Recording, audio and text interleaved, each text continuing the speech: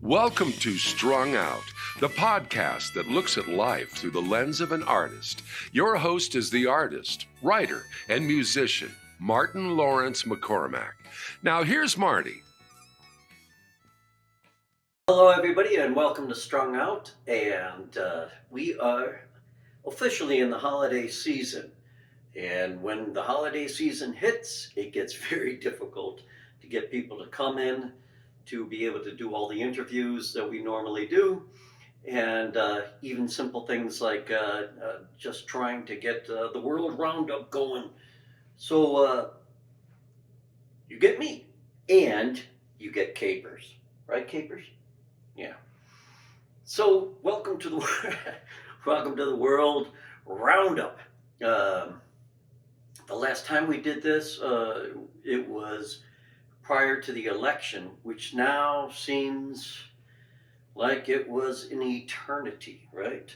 And the reality is a lot of us are still figuring out just what's going to happen. And it's too early to tell as far as with the second Trump administration, if it's going to follow a little more of I hesitate to use the word normal, but I'll just say more of the tried and true path that a lot of prior administrations have done in Washington, D.C. From looking at the people that so far have been suggested for some of these posts, it seems a little odd that a lot of these people do not have experience. So we have to kind of just wait and let the process itself play itself out.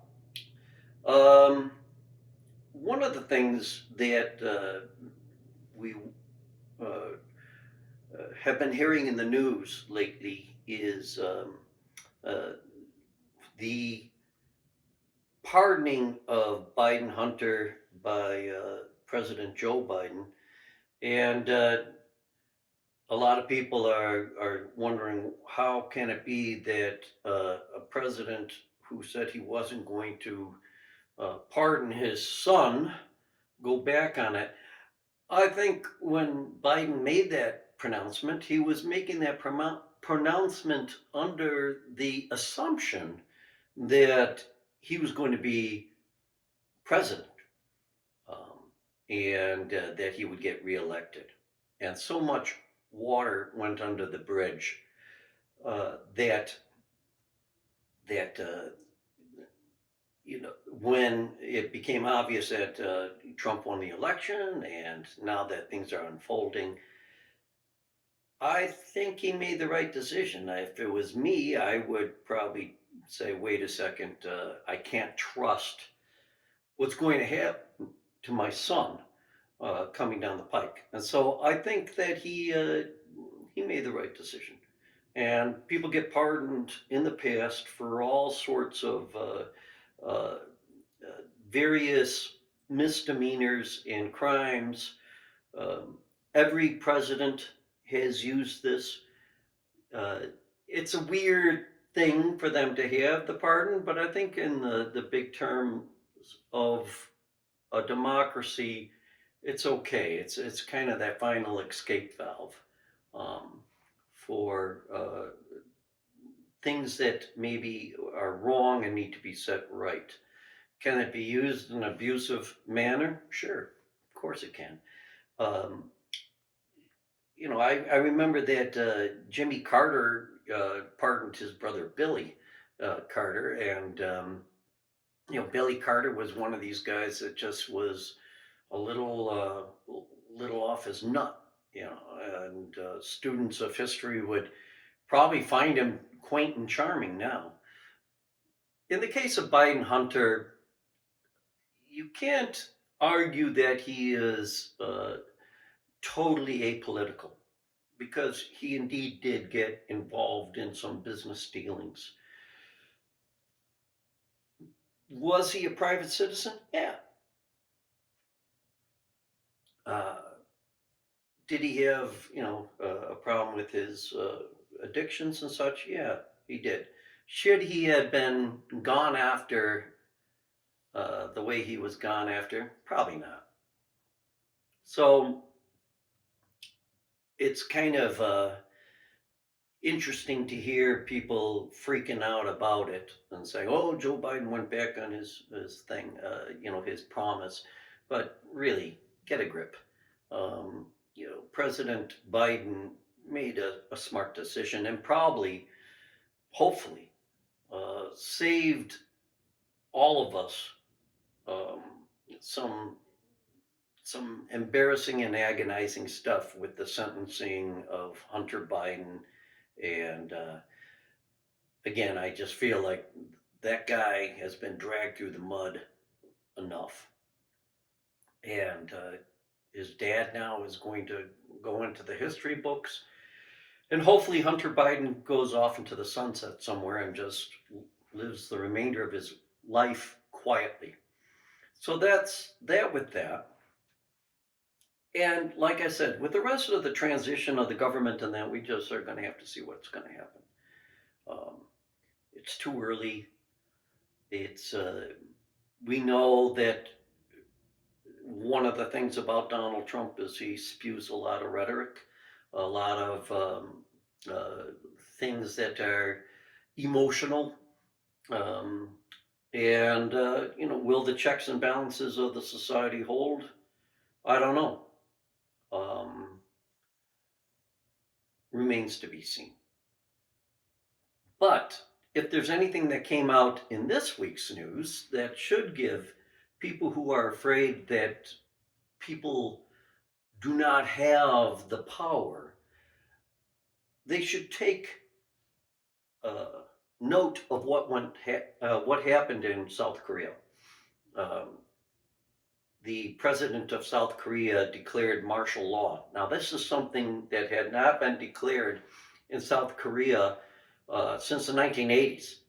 And during that time, Korea was, the military didn't have its rightful place. It kind of was throwing its weight around. Something we haven't seen in this country, thankfully. But that's what this President Yoon decided, that he would try the old martial law idea to clamp down on opposition. It seems from what I've read and listened to that this president had a lot of opposition and he wasn't getting his way.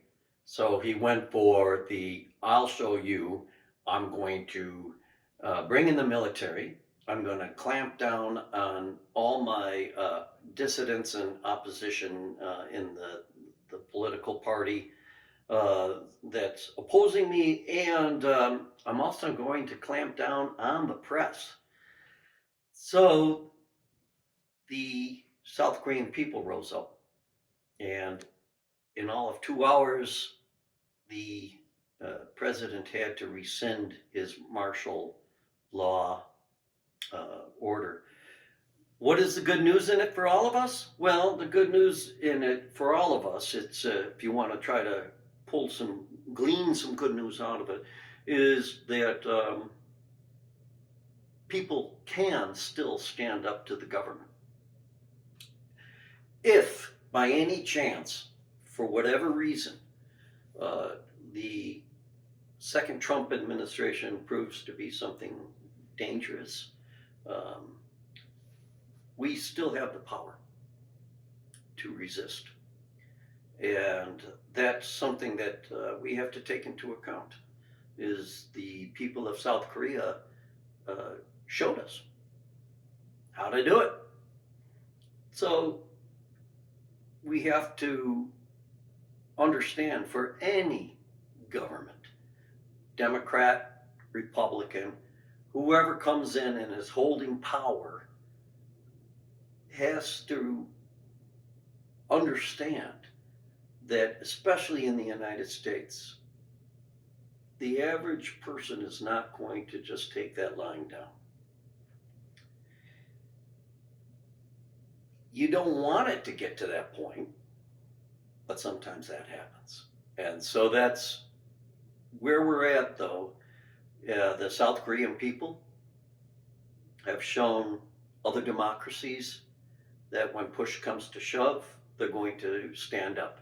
Where else is that happening? Right now in Georgia, the Georgia Republic, where the prime minister of that country is leaning and certainly is pro-Russian. Georgia is where Stalin came from, and it's right in Russia's backyard. But they want to be part of the European Union. And of course, they've been squelched quite a bit. And Russia did a war against Georgia, in which it's kind of a blueprint for how they're acting with the Ukraine. They said, "Oh, these parts of Georgia want to be, self-determining," and they brought in their troops. They fought a very, very weak Georgian army, and the Georgian army lost. This land now is basically Russian, and what was left is kind of a fiefdom, at least by those that want to curry Russia's favor. And the majority of the people, though, are protesting and standing up against that because they want to be free and part of the European Union. So a weak democracy, where the people are standing up against autocracy. In two instances this week so far that have shown us that democracy is still the way to go, and ultimately it comes down to the people to fight for your right to live free. We'll see what happens here in the good old United States of America within the next 7 weeks or so. Wish we didn't have to, but that's where it's at. We're going to take a short break right here, and we'll come back with more of the World Roundup. You are on Strung Out. Hello, subscribers. It's autumn here at Marty's Outdoor Studio, but the easel holds the jolly winter energy of Marty's 2024 holiday painting. Announcing Dashing Through the Snow, freezes the light-footed action of two red foxes racing toward us while the jewel tones of the northern lights fill the sky with magic and wonder. Order your 2024 holiday greeting cards now. $30 for 15 high-quality 5x7-inch cards with envelopes. But don't stop at just one set, because this year, Marty is giving away a free Dashing Through the Snow tote bag to the person who orders the most cards. So, ready, set, go to martinlawrencemccormick.bandcamp.com. Click the merch button, select Dashing Through the Snow image, and order multiple sets for your chance to win the tote bag. Our way of saying thank you for supporting Martin McCormick and Marty Fine Art.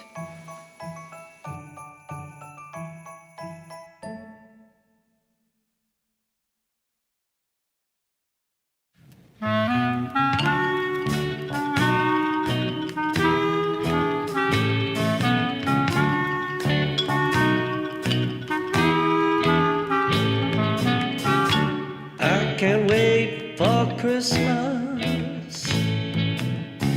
I hope you can't wait too. There's a present that I have I want to give to you. It's wrapped up and it's ready. not too hard to miss. I can't wait to see you, my dear, and give you a Christmas kiss. It's a tingle and a jingle, and it's a ho, ho, ho. It'll warm you from your eggnog to the tips of your mistletoe toes. I can't wait for Christmas. You've been on my list. You're the very first and only one to get my world's finest Christmas kiss. Take it away, Paul.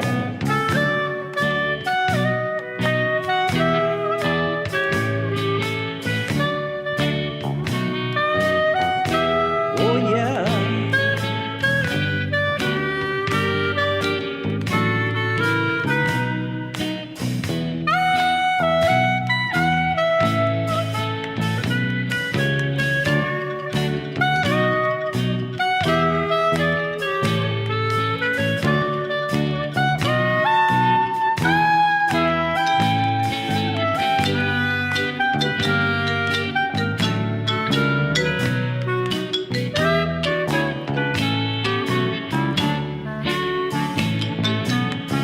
I can't wait for Christmas. I hope you feel the same. We'll share a warmth of happiness hotter than a Yule log's flames. It can't be found in a store, but it's quite priceless. To show the world you have my heart is my Christmas kiss. It's a tingle and a jingle. It's a ho, ho, ho. It'll warm you from your eggnog to the tips of your mistletoe toes. I can't wait for Christmas. You've been on my list. You're the very first and only one to get my Christmas kiss. You're the very first and only one to get my Christmas kiss. Yeah, you're the very first and the only one to get my world's finest Christmas kiss. World's finest Christmas kiss. Nothing but the very best for you, baby. Coming at you, my world's finest Christmas kiss.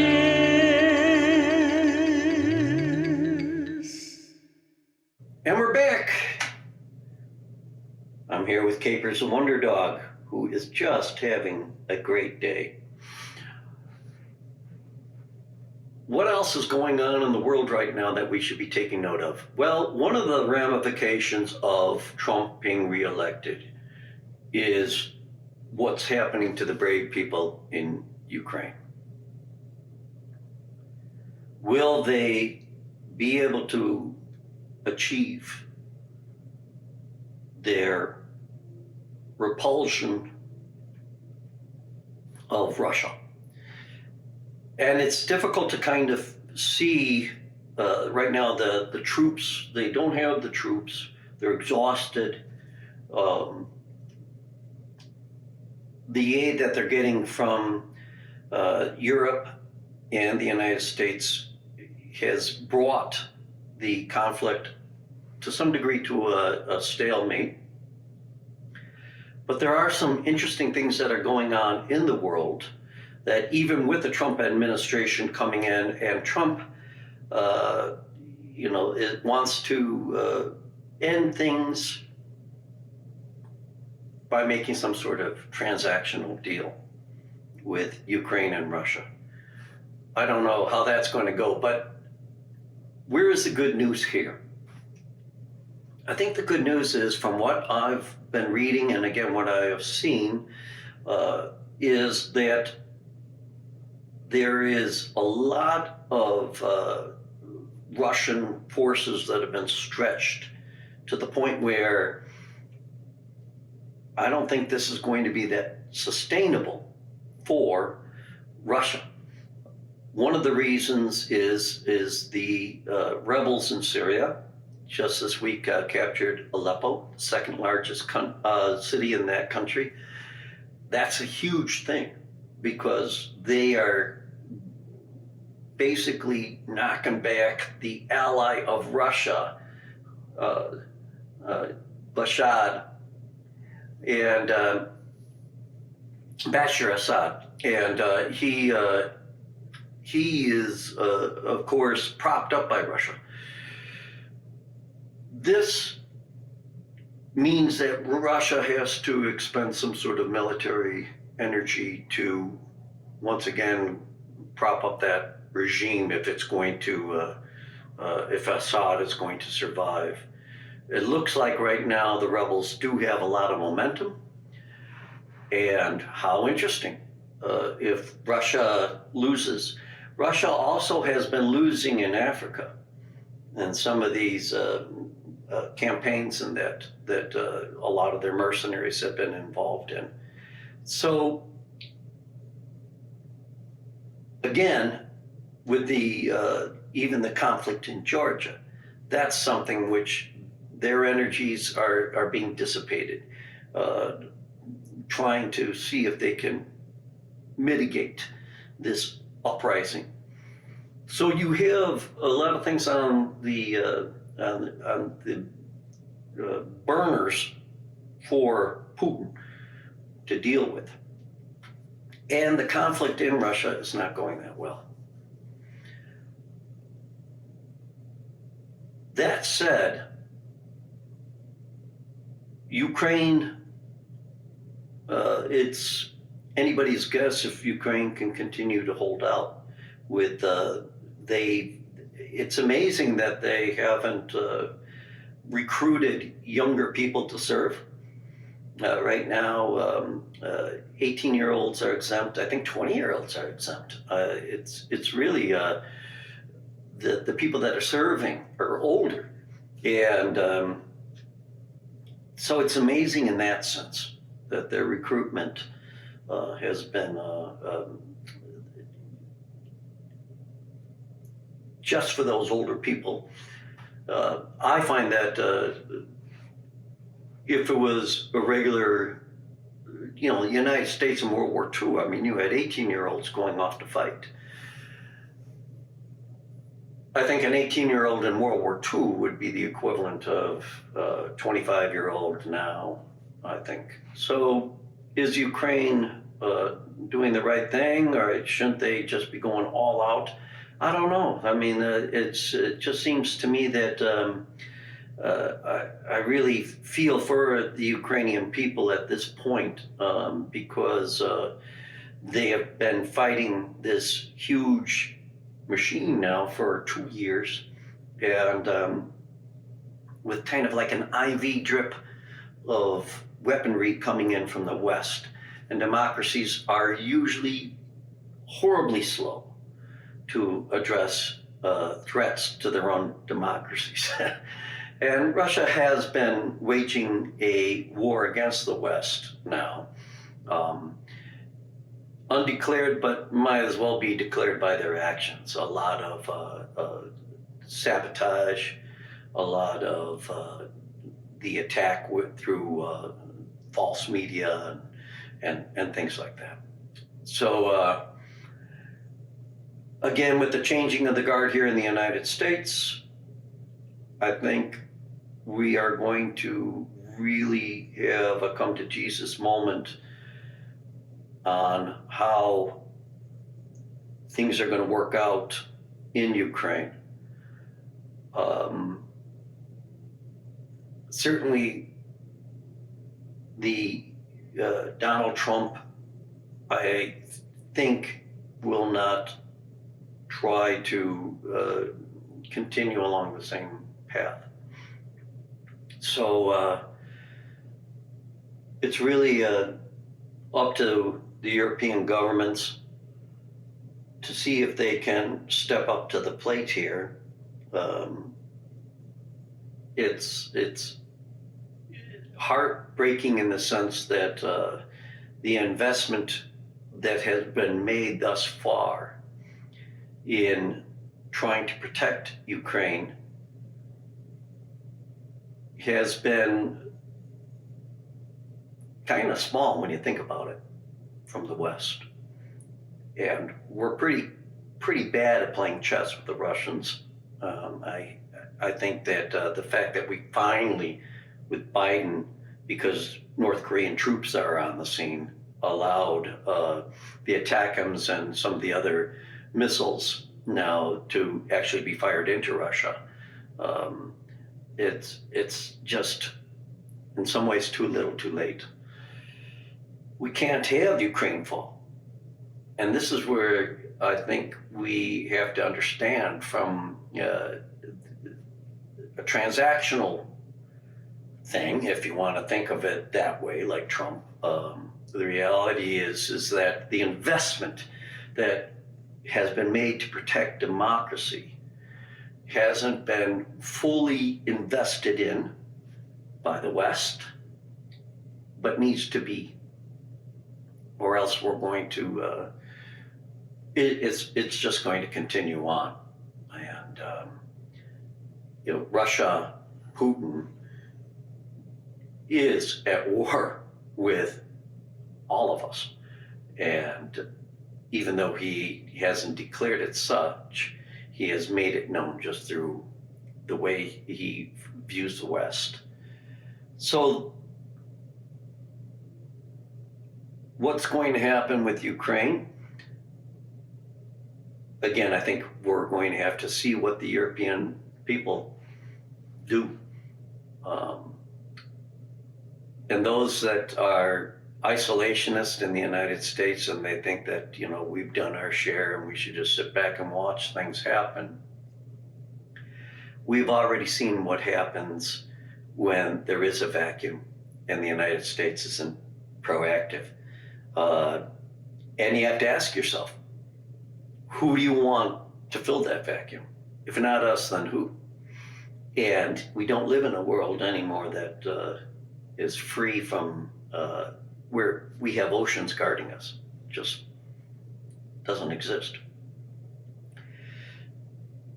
So I'm very sad about Ukraine, and I'm just praying that they can continue to bleed out the Russians and that a miraculous collapse of the Russian government, the Russian economy, and a changing of heart by the Russian military against their leadership that have been sending waves and waves and waves of Russian soldiers into a meat grinder. All this will coalesce into the toppling of the current regime that's in Russia. That would be a wonderful Christmas gift. Let's hope it happens. Going to take another break here, and I hope you're enjoying the holiday music that I've written for an album that should be coming out one of these days. So I also want to encourage you to please click and subscribe to this Martin McCormick channel. There's a lot of great things going on with art, with music, with the Mr. Marty Show, and of course with Strung Out. And you are listening to and watching Strung Out. We'll be back.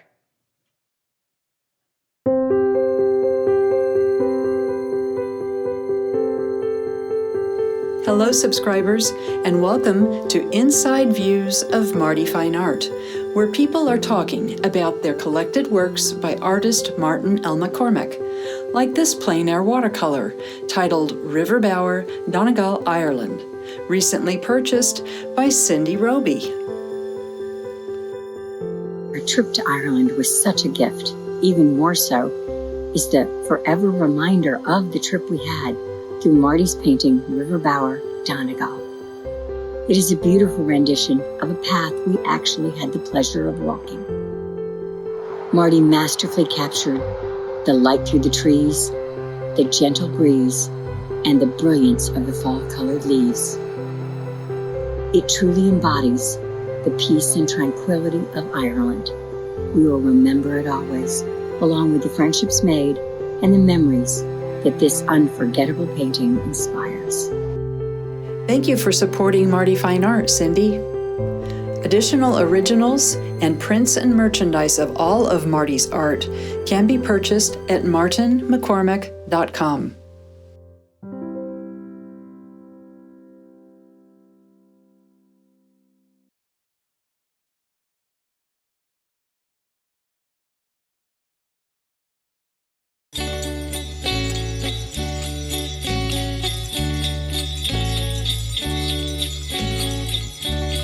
I believe love eventually wins.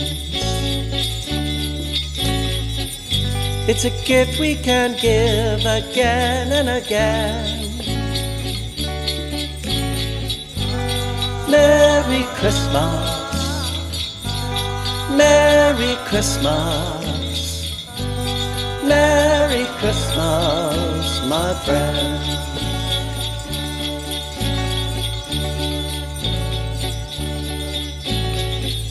We have the power to eliminate hate.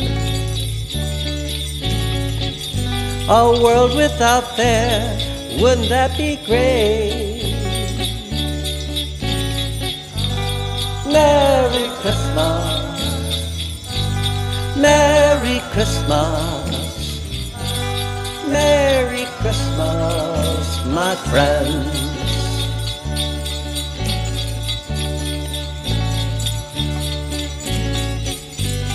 Send your love, give it away. Lead with your heart, don't be afraid. Even if they act like Scrooge, call you a fool, say you're a stooge, don't give up, don't run away. It costs not a penny, needs no ribbon or bone. Can't get it online, it's yours to grow. Merry Christmas, Merry Christmas, Merry Christmas, my friend.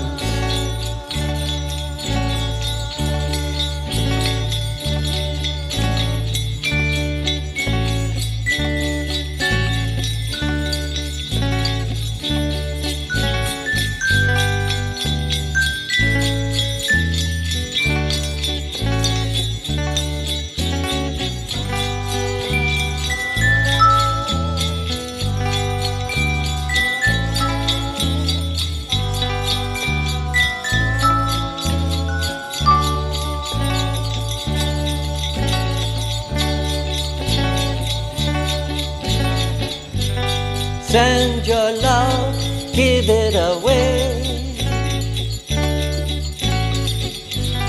Lead with your heart, don't be afraid. Even if they act like Scrooge, call you a fool, say you're a stooge, don't give up, don't run away. It's a wonderful life if we only believe. Better to give than to receive.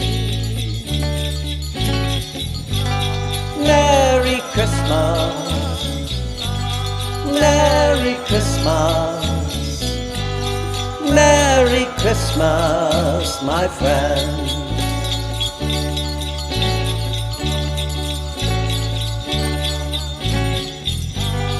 Merry Christmas, Merry Christmas, Merry Christmas, my friend.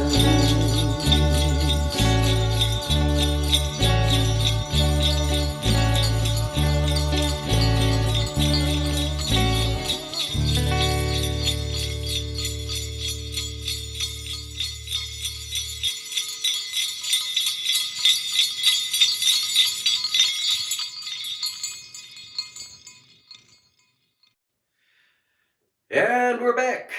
And we're on the World Roundup.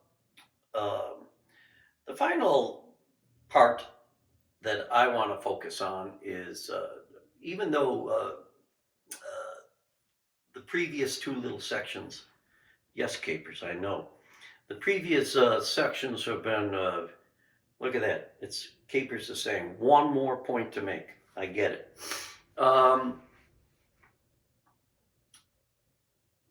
There is good news in all of this. And I think the good news from the first section is that we have to remind ourselves that the average person, when we work together, when we come together, we do and can muster great power. And we're seeing that going on in the world. And with Russia in the second section, with Ukraine, even though right now it just has been a stalemate, a slugfest, Ukraine is exhausted. Russia is slowly, very slowly, it's starting to fray. So I do remain hopeful in spite of sadness that we in the West, and especially in the United States, don't have the cojones to step up to Russia like they should be stepped up to. And then in this final section, we have to look at the idea of what we need to do in this country to be a little more accountable. And the area that I think right now we're engaged in some deep soul searching in the United States is with the press. And I've talked about this before, but it's worth repeating. This last campaign season, the press in the United States is under a great deal of stress, and the reason why is the Fairness Act was abolished. The whole regulation of the airwaves has been deregulated, and that has allowed these big, monoliths like Fox News and MSNBC and CNN and that to exist. We have to kind of get back to local, and we have to regulate again.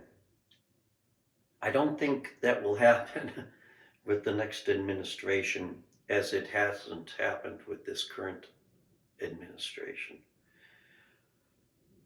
It's an idea in which that the press has always been treated as the other branch of government that really isn't named, and in the system of checks and balances, a free press, and I'll add the term a varied press, is necessary in order for the country to be healthy.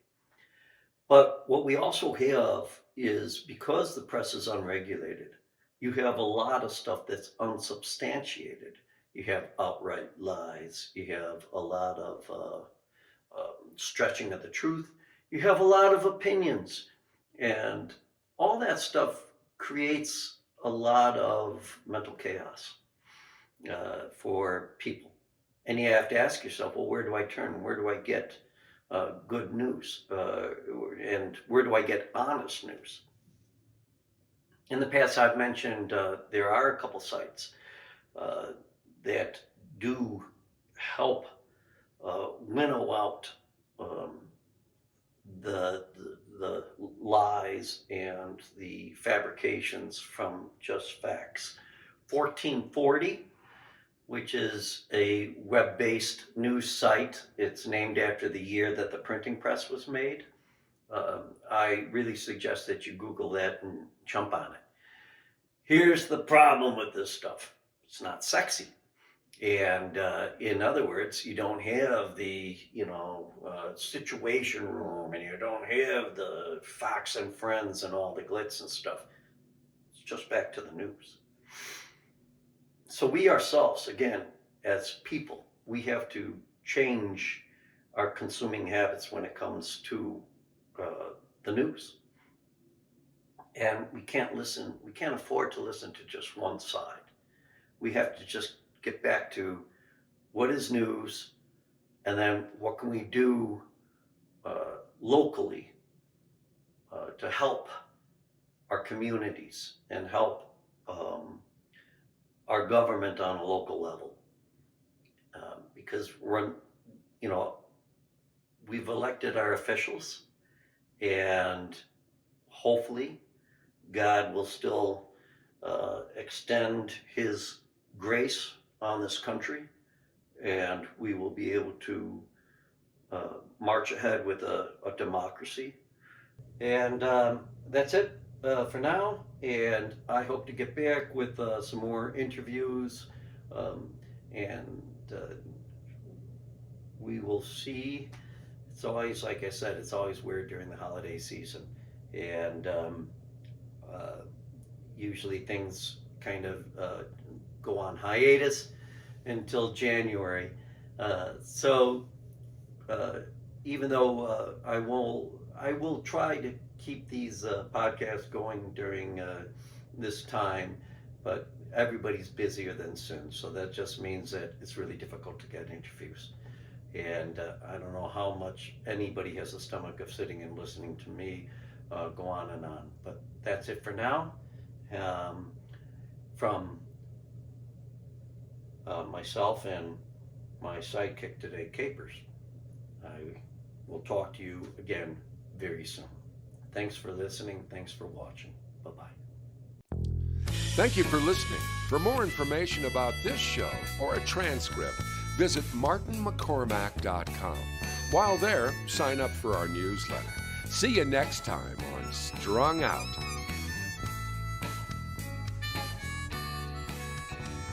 It's all so wrong, this pain we feel makes no sense at all. A swan song wasn't part of the deal, was no curtain call. Given no choice, given no step.